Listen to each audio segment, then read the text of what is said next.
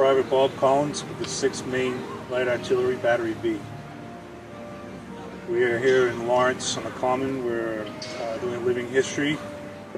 We're demonstrating how the artillery worked during the Civil War. For us here, we will demonstrate how the cannons were fired. We have tents set up to show how the soldiers lived.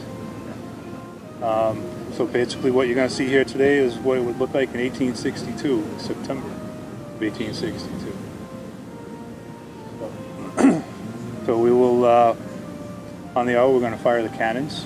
So we're going to go through a small drill to show you how the cannons are loaded and then how they're fired. We'll fire them twice on the hour.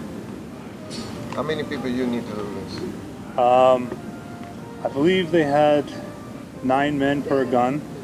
We're going to run it today with 7 men on the gun. You could have as few as 3 on a gun, or 2 if you really had to. You could run the gun with 2 people.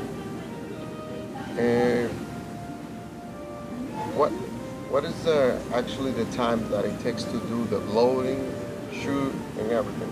The whole process. They could get under duress. They could get 3 aimed shots off in a minute if they were lucky. A minute? Yep, they can get 3 shots off in a minute. It is quite a procedure. You'll watch this when we fire. You'll see the routine that we have to go through to fire the gun. A lot of that's more safety, so that we're not going to blow the gun up when we're loading it. So it's about 3 shots in a minute if they're really good.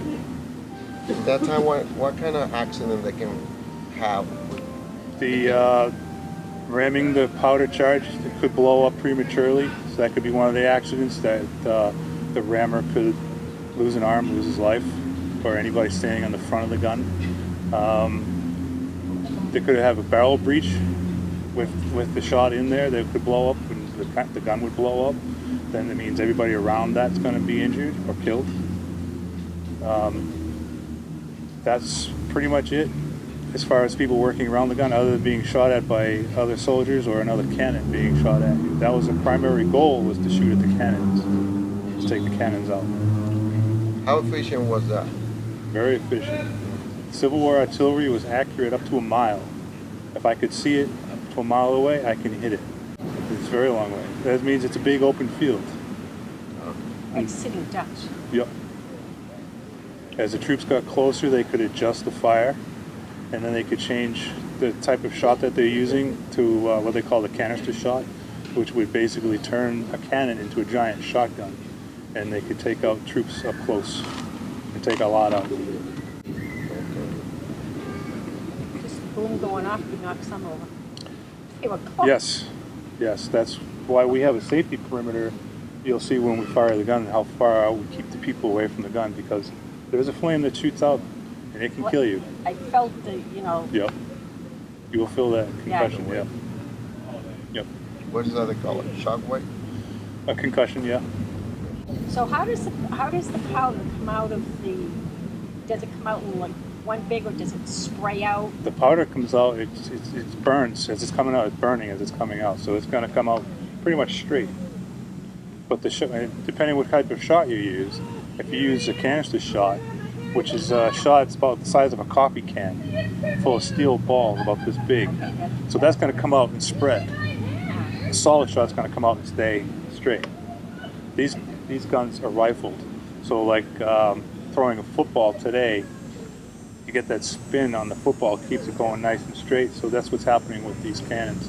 When you fire the shot where it's rifled, it's going to start spinning and go nice and straight down line, down range. So you're able to hit the target easier. So on impact, is it impact that those balls would Some come did. out, Some of them were timed fuse, so you could have the shot explode above the troops. That's how they put a lot of effort into it. They did. They perfected the artillery during the Civil War. They did it. They perfected a lot of things in the Civil War for today's warfare. I don't know if that's good or bad. Good for us, bad for the enemy. I guess. Injuries? They did have field hospitals. Some of them were close to where the action was taking place. Today they call it a triage hospital, where you get bandaged up real quick and then they move you off to another hospital. If you were shot by a rifle, a musket, they had a mini ball that would hit you. It was made out of soft lead. If it hit a bone, the bullet would mushroom over. It would shatter the bone laterally. They didn't have the technology to fix that then, so they would amputate. That's why the amputation rate was so high. Internal medicine was still new. They weren't very familiar with it. So if you were shot anywhere in the abdomen, chances are you were going to die. Sometimes if you were shot through, in the infantry, the soldiers were shoulder to shoulder and about 8 inches apart. So the guy in front of me could get shot, go right through him. He may live, that bullet's going to go into me and I may die, but I'm going to die of infection, not so much from the actual being shot. It's the infection that's going to kill me, because that bullet is going so slow, picking up all that material, going through the guy in front of me and then into me. That's going to get infected. Wow. So more soldiers died of infection than of a bullet. Yes, Civil War medicine was basic. Most of the doctors were just country doctors who really didn't know much about medicine.